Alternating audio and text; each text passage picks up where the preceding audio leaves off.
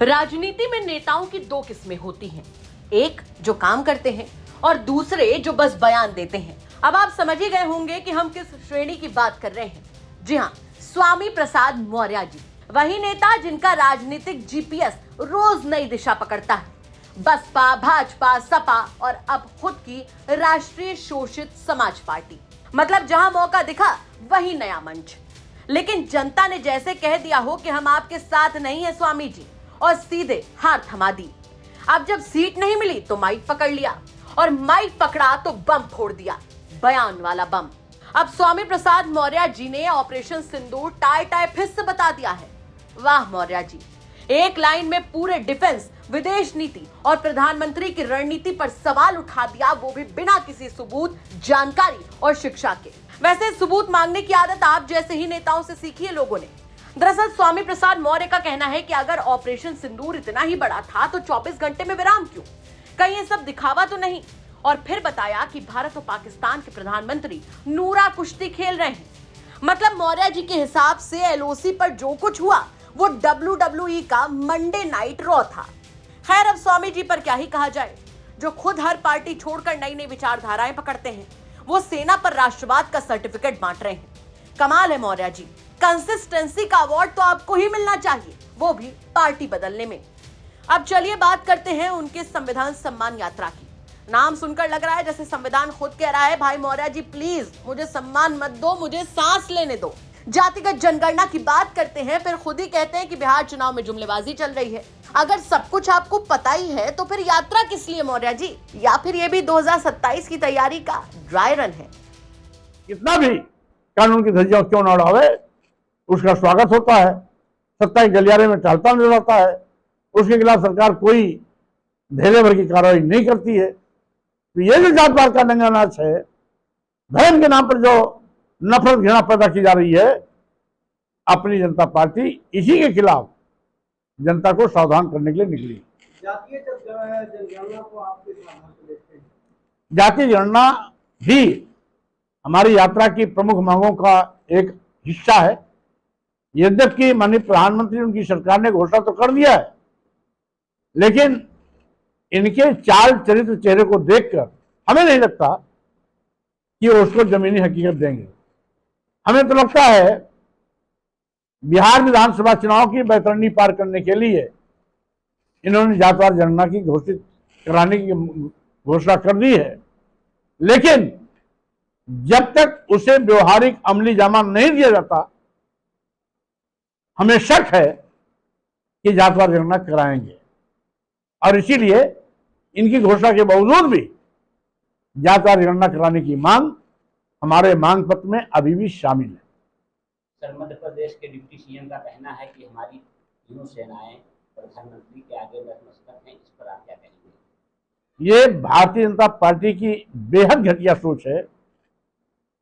सेना और सैनिक अपनी जान को हथेली पर रख करके पूरे राष्ट्र की रक्षा करते हैं, जिससे समस्त देश के 40 करोड़ लोग सुकून से जिंदगी जीते हैं।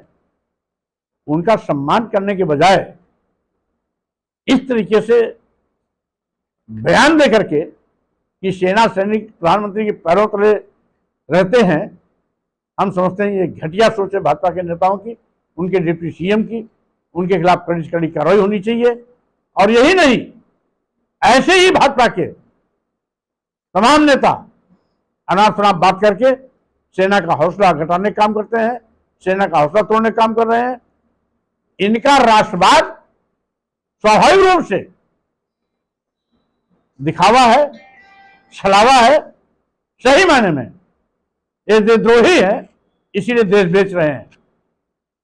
27,000 स्कूल बंद कर रहे हैं। क्या ये शुभचिंतक हैं?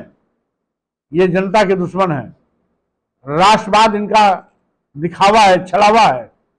सही मायने में अगर राष्ट्रवादी होते तो सेना का सम्मान सर्वोपरि होता, सरमाथे होता।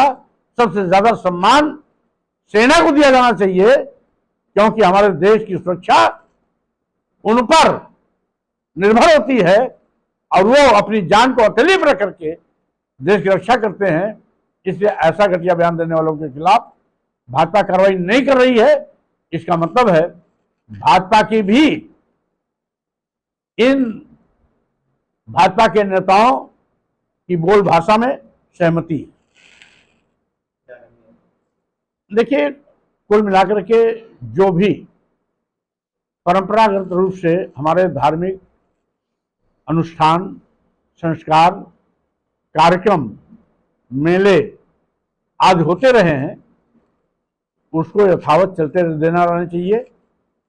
अगर सरकार इस पर रोक लगाती है तो इसका मतलब है वो कहीं ना कहीं जातीय धार्मिक कुंठा से ग्रसित है, संकीर्ण सोच के लोग हैं, संविधान विरोधी काम कर रहे हैं। किसी भी तरीके से उनके इस कृत्य को स्वीकार नहीं किया जाना चाहिए। हम समझते हैं सरकार को ऐसी ओछी हरकतों से बाज आना चाहिए। ऑपरेशन सिंदूर का पूरा श्रेय भाजपा ले रही है। मोदी जी के बड़े बड़े पोस्टर लगे हुए हैं, इस पर क्या कहेंगे आप? ऑपरेशन सिंदूर की घोषणा के बाद तो देश में एक नया उत्साह जगा था। लोगों ने सोचा था ऑपरेशन सिंदूर के नाम पर अब आतंकवादियों का सूखा साफ हो जाएगा, लेकिन 24 घंटे के अंदर माननीय प्रधानमंत्री जी जिस तरीके से युद्ध विराम की घोषणा करा दी, उन्होंने ऑपरेशन सिंदूर की हवा खुद निकाल दी। ऑपरेशन सिंदूर टाइटा फिक्स हो गया। इसके पूरे जिम्मेदार जवाबदेह माननीय प्रधानमंत्री मोदी जी हैं। अगर युद्ध शुरू हुआ था तो जब तक सारे आतंकवादियों को ढेर नहीं कर दिया जाता तब तक युद्ध विराम की घोषणा नहीं होनी चाहिए। जो कुछ भी हुआ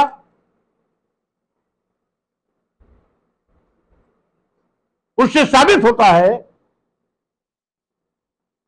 कि पाकिस्तान और भारत के प्रधानमंत्री अपनी गिरती साख को बचाने के लिए नूरा कुश्ती लड़ रहे थे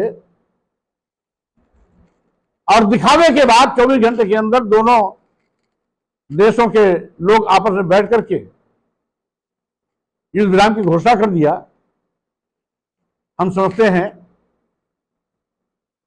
जनता की अपेक्षाओं के अनुरूप ये निर्णय नहीं हुआ। श्रावस्ती से पंकज वर्मा की रिपोर्ट, यूपी तक।